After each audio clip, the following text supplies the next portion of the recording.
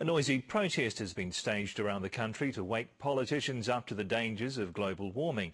The stunt marked the countdown to a climate change conference in Copenhagen, where it's hoped world leaders will agree on ambitious new carbon reduction targets. Dan Parker reports. It was dubbed the environmental alarm clock, designed to ring in 30 centres across the country. Its purpose was to mark a countdown to December's climate change conference in Copenhagen and to lobby the government into making stronger commitments to reducing the country's carbon emissions. What the scientists are saying is we need a 40% emission reduction target.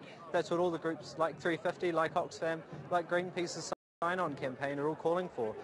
At the moment, 114,000 people have signed our petition calling on a 40% target. There are important signatures missing though.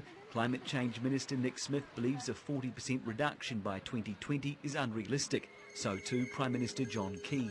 Environmentalists bombarded the pair's offices with calls, while similar action is planned in 130 countries over the next 24 hours. I think there are many opportunities to be had from strong action on climate change, and I'd like to see more discussion about what are the opportunities of New Zealand taking strong action rather than what are the costs of taking strong action. But Smith says the emissions trading scheme will see New Zealand become a world leader in climate change policy, despite it being a scaled-back version of what Labour had hoped to introduce. New Zealand will have a price on carbon, effectively a pollution cost, ahead of every country outside of Europe, and what's more, we will have a broader emissions trading scheme, i.e. covering more sectors than actually any other country in the world on the 1st of July next year.